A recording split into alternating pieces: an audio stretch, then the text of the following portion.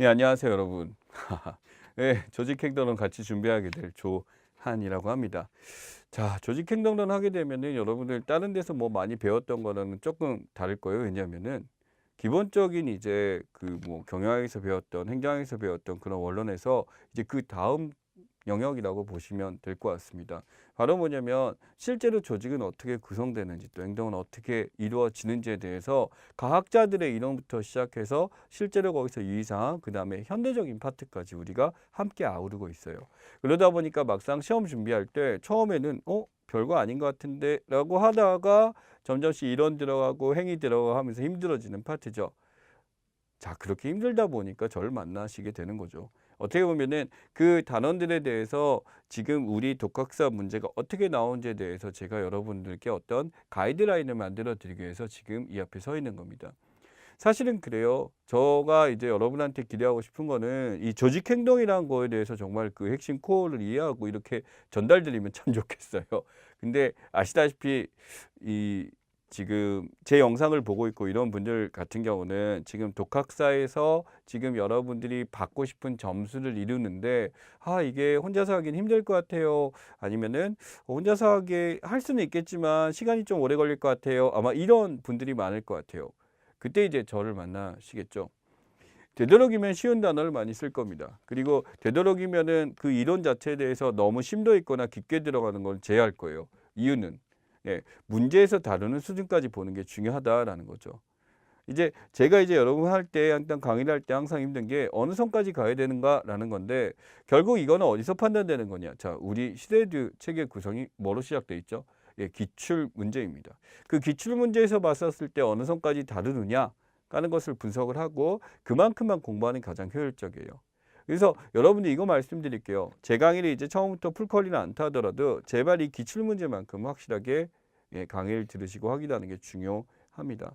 기출 문제는요, 여러분이 얼만큼 공부해야 되는지 그 배러미터를 정하기 때문에 보통 일반적인 책 같은 게 여러분 공부할 때 기출 언제 푸나요? 공부 이론 다 하고 문제 풀어보고 그 다음에 이제 기출을 풀잖아요. 근데 독학사 문제에선 여러분이 접근할 때 기출을 가장 먼저 풀어보는 게 중요합니다. 이게 풀다가 너무 막히거나 이러면 내용을 먼저 보시는 것도 좋겠지만 저는 그래도 용기 있게 끝까지 한번 다 풀어보는 걸 기대를 할게요.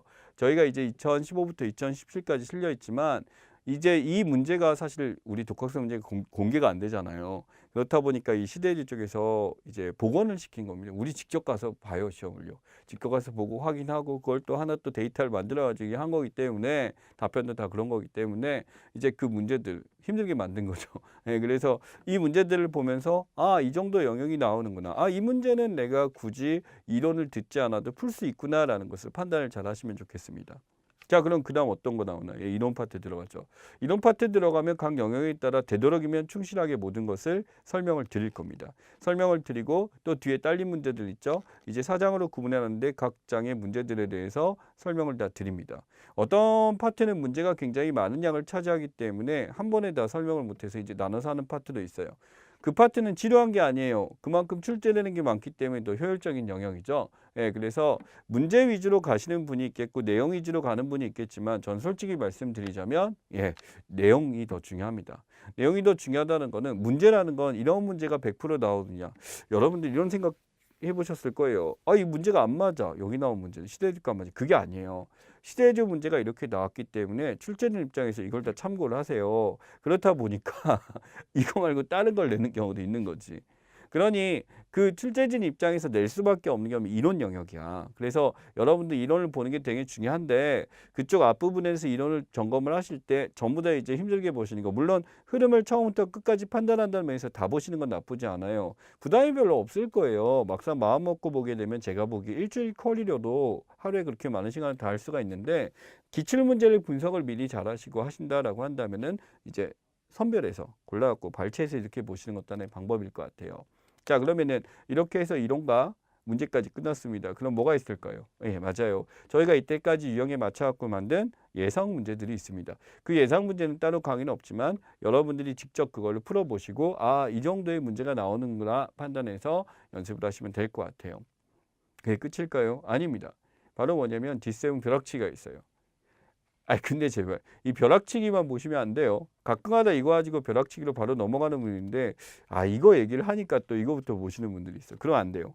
이 벼락치기는요. 앞부분의 이론이나 기출에 대한 분석이 끝났을 때 자, 여러분이 놓칠 만한 부분들. 그러니까 너무나 쉽게 이제 공부를 했으면 풀 수 있는 문제가 있지만 그렇지 않은 부분들에 대해서 제가 점검하는 파트입니다. 그래서 2번 정도로 1시간 남짓해서 여러분이 충분히 확인하실 수 있게 하기 때문에 이 D7에서 저희 책에 구성해 놓은 것도 중요하지만 제가 몇 가지 추가적으로 얘기하는 것들 이거 차트 정리해 가면서 확인해 보시면은 시험 보기 전에 정말 이것만 가지고도 충분히 시험을 보실 수가 있을 거예요.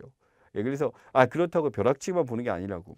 앞에 있는 내용들이 어느 정도 정리가 됐을 때 그걸 통해서 차트를 많이 정리하신다면 충분히 여러분들이 원하는 성적을 거두실 수가 있을 겁니다. 그렇다면 우선 처음 여러분 기출문제 풀어보시고 저랑 같이 풀이한 다음에 내용 들어간다면 정말 여러분이 원하는 성적 충분히 거둘 수 있으리라 기대해 봅니다.